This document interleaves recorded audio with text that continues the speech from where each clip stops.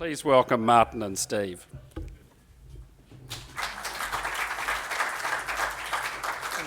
Thanks, Simon. Well, thank you, Simon, and good afternoon, everyone. What we'd like to do today is follow up on the themes that have been circulating in the session so far today: business transformation, role of the CFO, and particularly the whole issue of digital innovation. And what we'd prefer to do is, rather than talk at you, is have a conversation and work interactively. And in order to demonstrate that, we're not either of us going to stand behind the lectern, we're just going to bounce backwards and forwards from each other, and we hope that works well for you. One thing I might say, okay, I probably need that. One thing I might say, two things in fact I should say. The first is that this presentation is based on an example of what we'd believe to be world's best practice in procurement. The reason why we think it's world's best practice is because when we first became aware of it, we started looking to see how different that was, and the further we looked, the more important, the more differentiated it was. I should also mention that there's one other member of the research team, and unfortunately he couldn't be here today. He's in the US. He was in fact the person who was driving the transformation in the organisation about which we're talking. We have the approval of the organisations involved in that transformation and in that world's best practice implementation, but they're not ready to talk about it publicly at this stage. So we're calling it by another name. You'll see the initials WBC. I need to say it's not a bank, it's not headquartered in Sydney. But other than that, we'll talk as candidly as we can about both the process of what they went through and what outcomes that they achieved.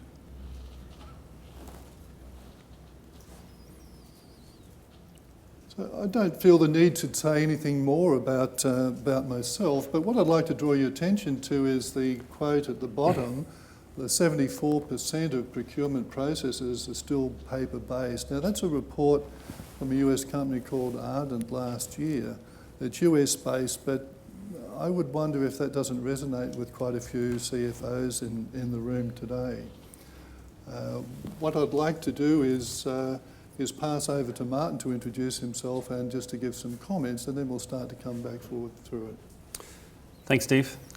Good afternoon, everybody. It's a real pleasure to be here in the role of a researcher, which is different than the roles I've been attending the previous CFO summits as.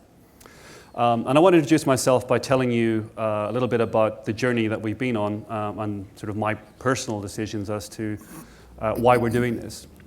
We think it's important. That's the first thing that really was motivating both Steve and myself to actually engage in doing something which we hope will be a useful contribution to the body of knowledge on how to change as an organisation, particularly in relation to procurement and supply chains. But how we got to that conclusion, as with most best ideas, it happened over a glass of wine, or several of them one night at a business dinner, less than a year ago. At that time I was a senior executive for a well-known software company. And was spending a lot of time delivering solutions to drive innovation in procurement and the supply chain. But I had this uncomfortable feeling in the back of my mind that what we were really doing, to pick up on the concept that Patrick delivered this morning in his keynote, was really focusing on the innovation vehicle or mechanism for the next 3 years. So optimizing what we're doing within the current business cycle. And it just felt like that we weren't spending enough time or focus on innovating beyond that in the next cycle. And I wanted to focus more on figuring out what that innovation would look like. Little did I know at the time, but I subsequently quit my job and became a researcher full-time for a period of time to get this off the ground. And the reason we think this is important is because the best practices for procurement and for managing a supply chain ecosystem, they've kind of been known for some time. So the question is, well, why are they not being adopted? And that's really where we started from.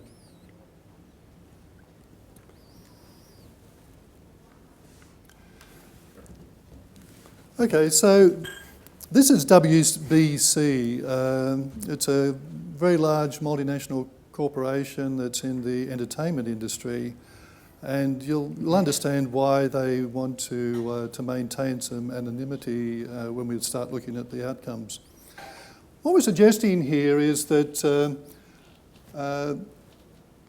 there's a range of stages that procurement can go through, starting off with the supply assistance, where we're looking to make sure that the right goods are delivered to the right place at the right time. At a second stage, a second priority, companies then looking to see that they have the right price for those goods that they're purchasing.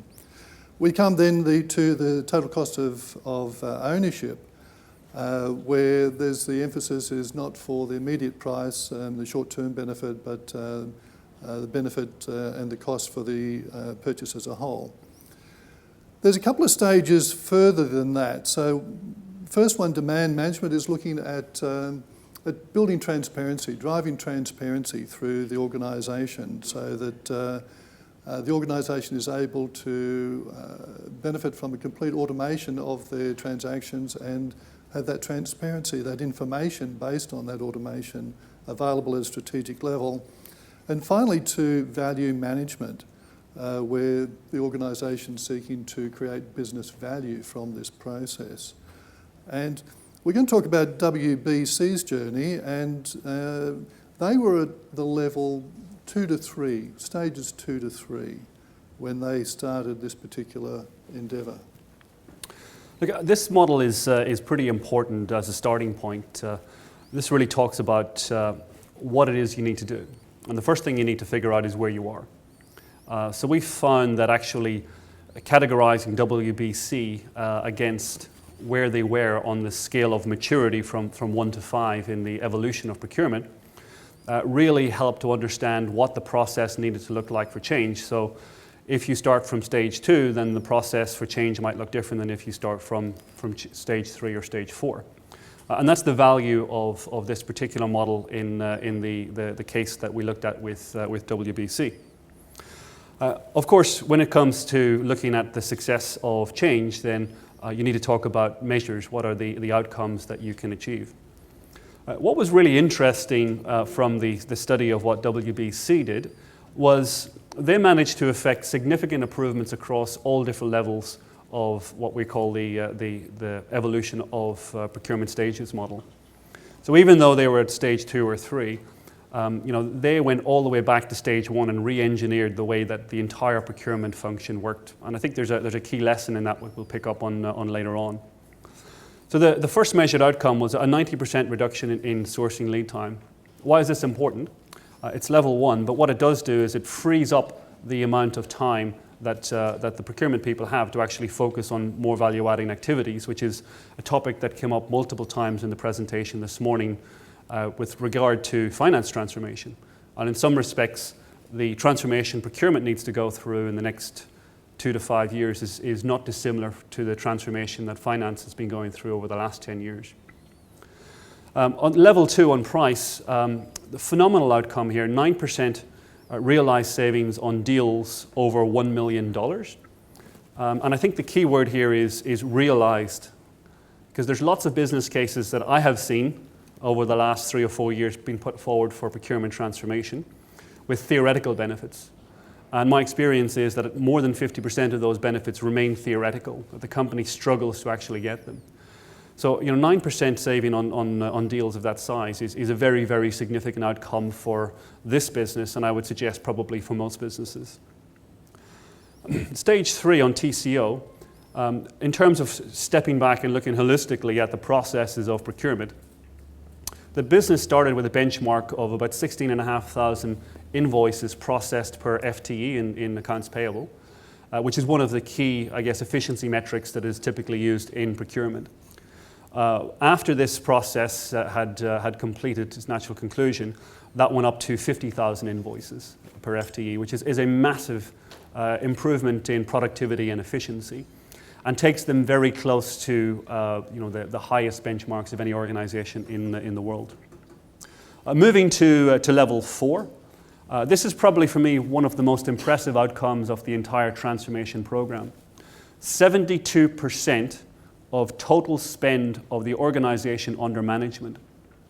And I just wanted to pause on that for a moment, because working in procurement solutions and systems for some time, I'm well aware that most customers I would work with would struggle to get much above 30 to 35% of total spend under management in the organization. So this is a complete shift of how you think about the construction and role of procurement to achieve that level of improvement of the efficiency and effectiveness of the function. And then the final one, because of some commercial sensitivities at the moment, the restructure that they're going through, the company is unwilling to disclose the increase in working capital, but it is worth focusing on that all the same, because working capital was the key strategic benefit that they were seeking to achieve. That was the one thing that they felt would really help the business be more strategic going forward, was increasing the amount of free working capital.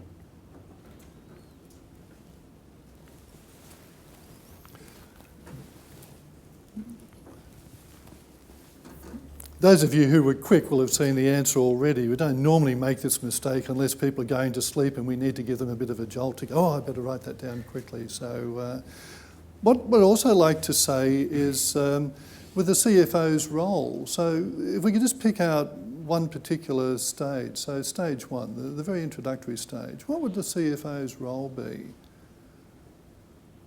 for the first stage, supply assurance for procurement? Any thoughts? I always warn my students not to scratch their ear when I'm looking for a volunteer. So unfortunately, congratulations. Would you like to respond? Yeah. I guess perhaps liaising with suppliers about agreed contractual terms for deliveries, on-time deliveries, and penalties perhaps, or incentives to Okay, so the CFO would get down to the supplier level to make sure that they agreed terms and so on, yeah. Possibly for key suppliers. For key suppliers. Is that sort of a reasonable situation? Does anybody agree or disagree with that proposition for the CFO's involvement? Stage 1? Jan has a microphone if you want to avail of the microphone.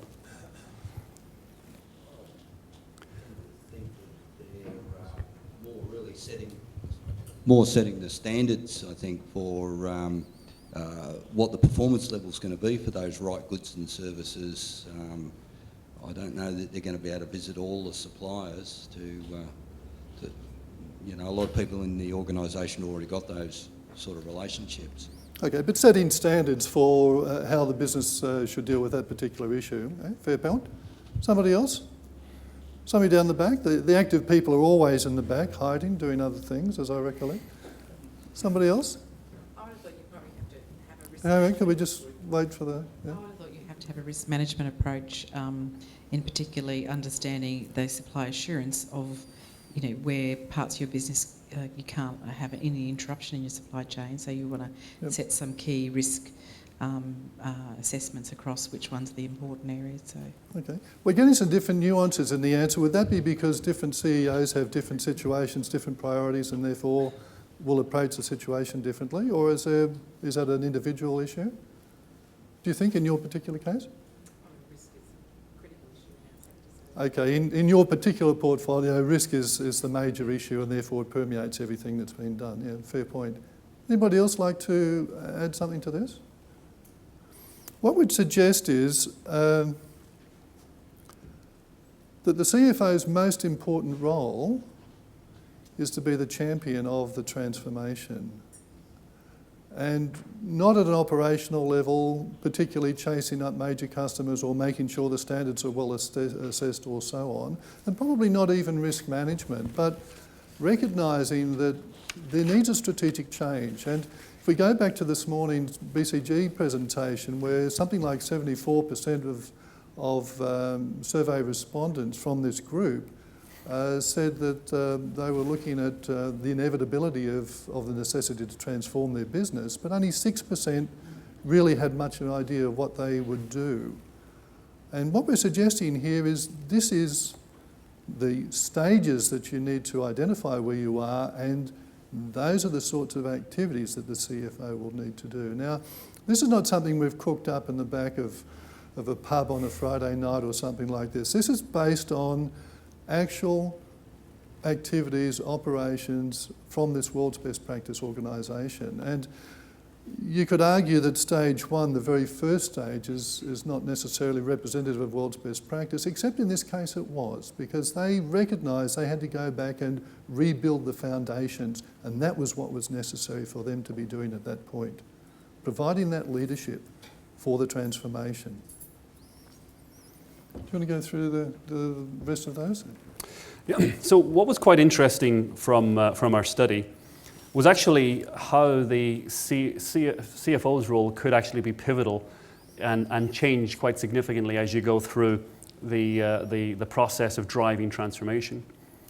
And one of the reasons why we looked at the CFO's role as being critical to, I guess, genericize this approach that WBC took was we found that often the procurement management don't necessarily either feel like they have got the mandate to drive that level of change, or don't have the access, the influence, or the resources in order to actually get that kind of a transformation program off the ground. So the more we looked into this, the more that some of the requirements from an executive perspective seem to align better with the CFO than the CPO. But as you can see, as you go through the different stages of evolution, the role changes. So as Steve explained, transformation is the key one. To begin with, is getting it off the ground in the first place. The second one is really holding people accountable for business case realization. I think there's probably a little bit of a symptom of apathy when it comes to business cases around procurement, because so many of them have been put up before boards in the last 10 years. The answers we've kind of known for 5 years plus as to what we should be doing, but we don't seem to be still generally getting those kinds of benefits from the organization. So somebody senior in the organization needs to be able to put their hand up and say, look, this is the business case, we live and die by it, you guys are signing up to it, and you need to tell me how we're going to get there, and keep pushing that forward on a regular basis, checking that we're getting those realizations. That's the only way you end up with like 9% savings realizing on $1 million plus deals. At level 3, it changes again, because that's the point really where you step back from procurement and look holistically at how procurement operates as a function within your overall business and also within the supply chain. So the focus and the function of the CFO consequently needs to be different again. So here it's about process improvement sponsor. So deciding what things you need to figure out, whether it's making your end-to-end processes work across the supply chain, whether it's looking at efficiencies per FTE. It's really, we see the role of the CFO to be the sponsor again, to give that visibility, to get the rest of the C-suite on board and make sure we're driving that transformation. Moving into 4, here we actually think it's a little bit more tactical, because the capabilities of the procurement organization have evolved along this journey. We need somebody who's actually going to drive this, because the organization is now looking at more strategic intra-organizational objectives than it was at the outset. So we now need to have somebody actually drive, saying if we're going to work with supplier X, Y, and Z in order to develop new products, somebody actually has to drive that through. That's very, very difficult for an organization that's not used to collaborating with the supply chain like that. And ultimately, what we're suggesting is that the CFO is responsible for delivering business strategy outcomes from the procurement organization. And that's ultimately what we would call a level 5 organization in terms of the stages of evolution. All right. You're going to go on to the... So I guess really what we're looking at here, these are the stages. This is what needs to be done. The question is, well, how do you go about doing it? And Martin would like to then give you some thoughts on that. So I guess one of the, if you think back to the original question we posed, well, why is this not happening in procurement? Why is this transformation so hard? The model we just talked you through is a good model to help you figure out where you are and what you need to do. But we wanted to actually come up with a model that would help business executives like CFOs to figure out how to do it.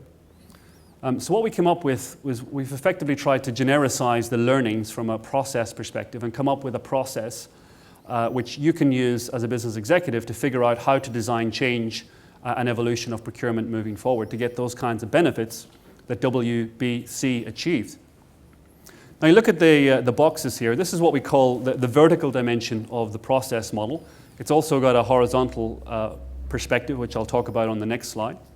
But the vertical axis of the process is kind of typified by this is the process that needs to happen within the walls of your organization. So let's leave the supply chain aside for one moment.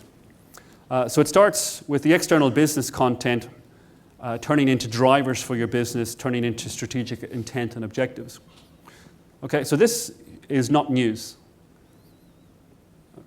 A lot of the presentations we've seen this morning already talk about the need to drive through to achieve business objectives.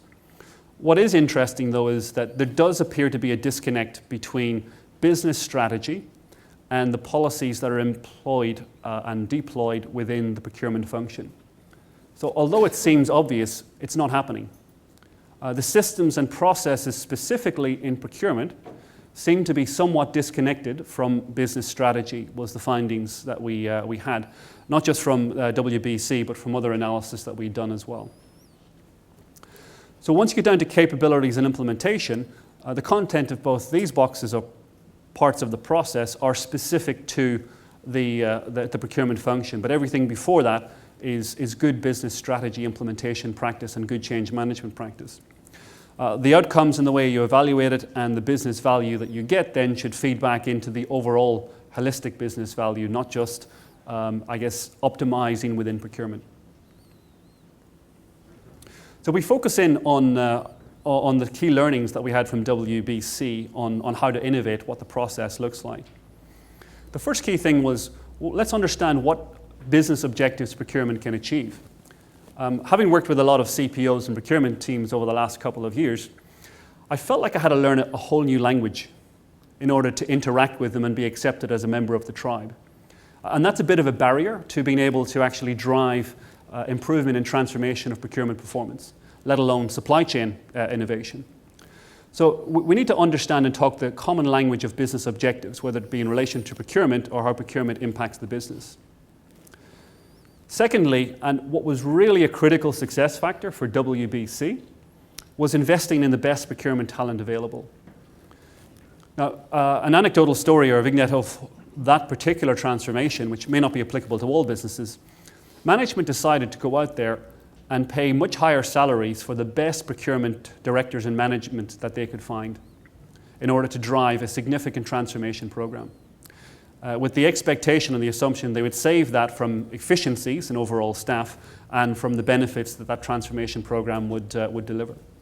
But there was a recognition, is the key point there, that they needed better skills, they needed to transform the skills that they had, and in their case they decided they needed to bring in and seed more world-class procurement skills into the organization. Implementation for procurement follows a specific design.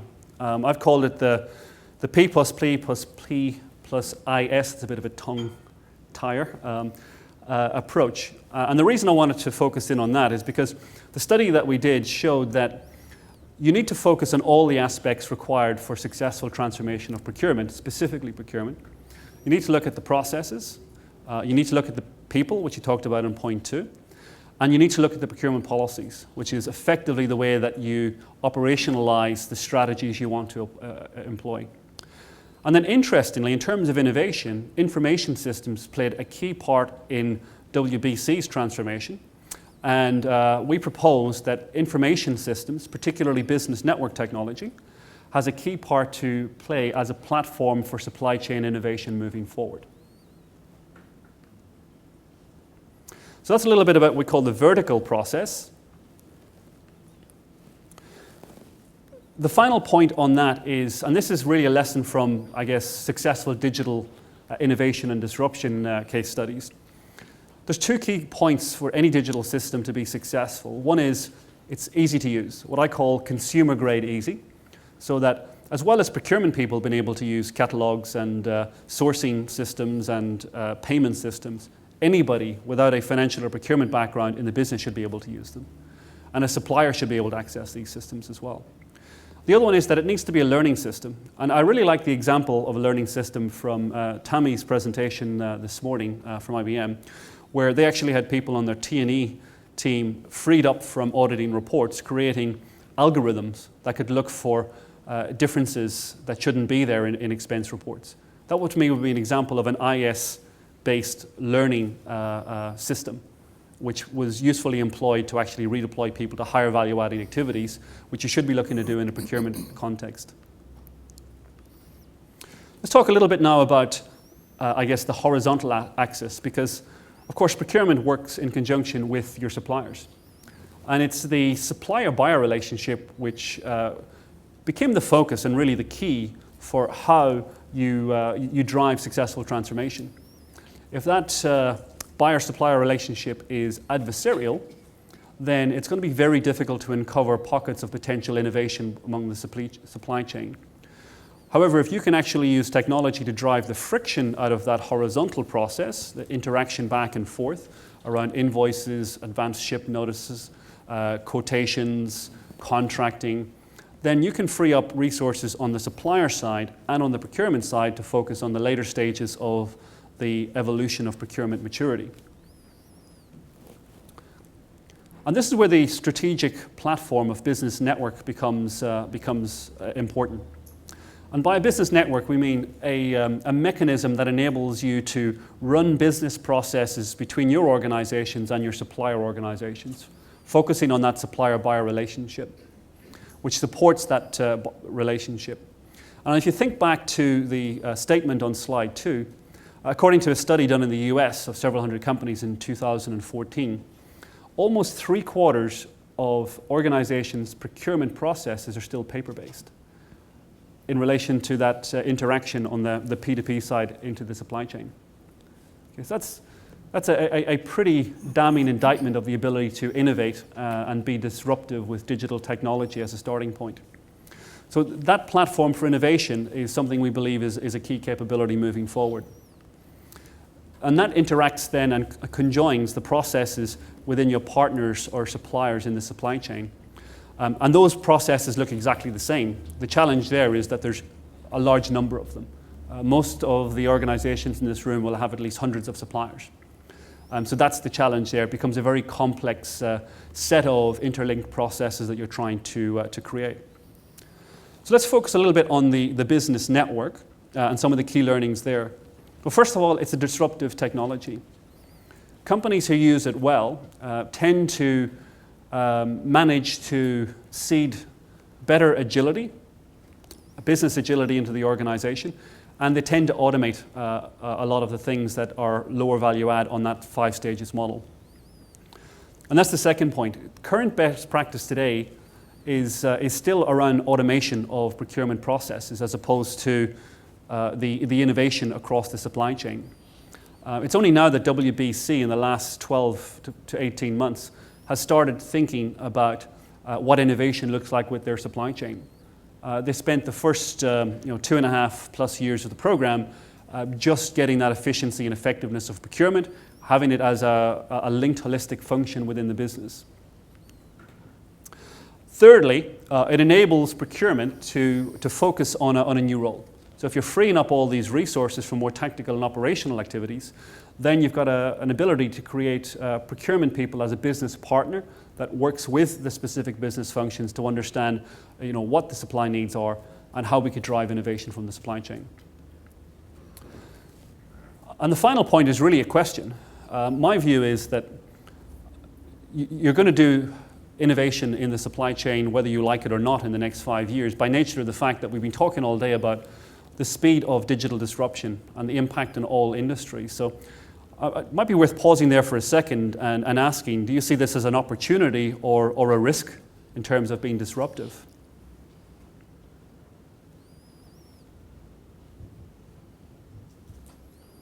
Any volunteers?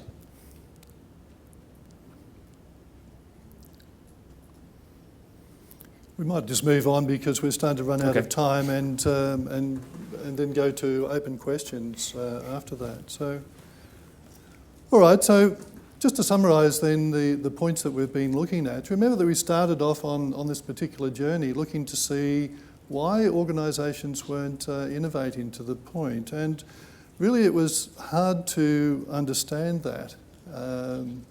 And perhaps we need to do some research to look at the inhibitors of innovation rather than the capabilities to achieve it. We've looked at business networks as an essential part, particularly where organisations have a complex supply chain and need to deal with large numbers of suppliers. There needs to be some assistance in there to help that be automated. Lastly, and probably most important given this audience, is the role of the CFO. And what we see is that the CFO is critical as a catalyst, as a driver of that transformation, to give direction on where it is, because companies don't change and they don't transform just because it's a good idea. The organisation has to have strategic intent to acquire, to undertake, and to complete, to achieve that transformation. And where does the CFO come in that? Well, they have to be the champion. What other group within the organisation is able to achieve that? Who better to ensure that the business case that's presented and approved is actually realised? What about productivity improvements? Who better to push and achieve improvements in productivity? We need a controller. Organisations need someone to insist that this happens, because if you're looking at transparency and achieving transparency within the supply chain, that simply won't happen unless somebody is ensuring that happens, so that if you're not being transparent as in your part of the business, you get a call from the CFO or the CEO, for that matter, just politely inquiring as to what your problem is that prohibits you from being able to meet that objective, which is so strategically important to the organisation. And finally, coming down to, well, once the funding for transformation has been generated through the system, then the CFO is in the position to create value for the organisation at a strategic level. We think that's exciting. We think that's really what it's all about. So, the last thing that we'll say is this is only one core business function, guys, and everything needs to be changed. So start soon. Don't delay. Build the skills and capabilities to transform the organisations. I work in that area of how organisations do it. I tell you, the track record is terrible. Fewer than 30% of corporations seeking to transform actually achieve their objectives. It's hard to do. You have to build up capabilities to do that. Who better than the CFO to do that? And where better than in an area that will generate the revenues, the savings, the capital for the organisations to transform? Thank you.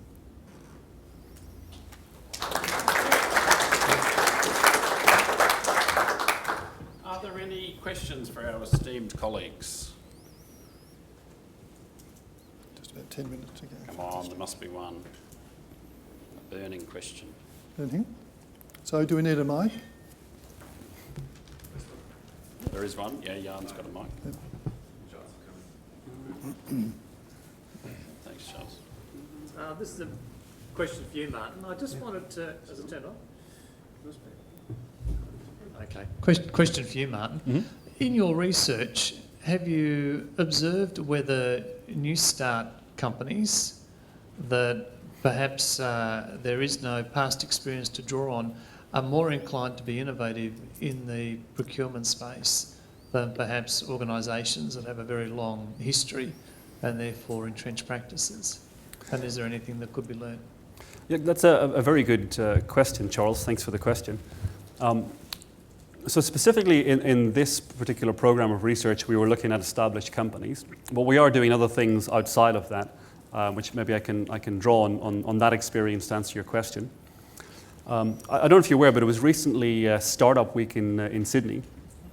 So I spent a lot of time attending functions and meetings and working with some startup organisations who are based in Australia.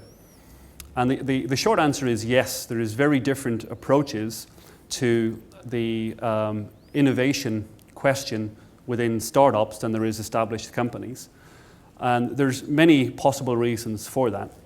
But I think the difference is typified to me by startup organizations having a singular focus on the customer experience, an almost unshakable belief that they can develop and deliver any technology they want to deliver that experience. It's all about understanding what that experience is.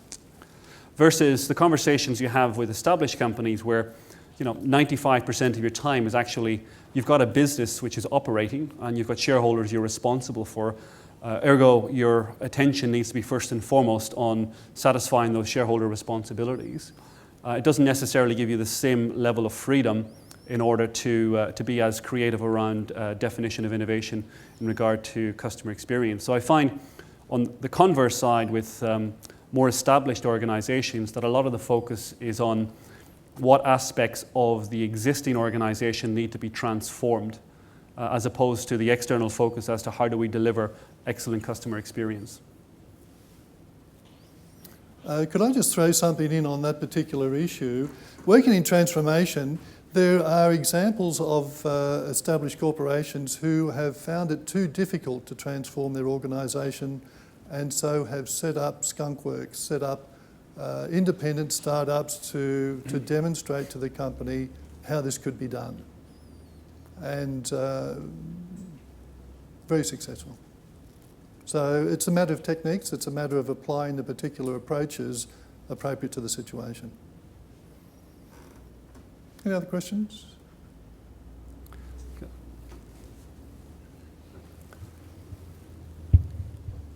So I understand this research is about an individual company. Do you have any research in terms of how many companies you see on the mature side versus the infancy side? From the perspective of, I imagine that a lot of businesses are still looking at this as low-hanging fruit, and so a lot of it tends to be around price. And I'm amazed at the number of companies that don't, or in my company in particular, the conversations about asking for discounts is a new thing in certain areas in the business. So I wonder whether that's a common thread amongst businesses, or are you finding more maturity and how big a transformation this could be? Do you want me to take that? That's another very good question, thank you. So I think the main difference that springs to mind around the level of maturity tends to be, there seems to be a disconnect between the leaders, the leading organizations in a particular industry, and not the laggards, but the mainstream of that industry.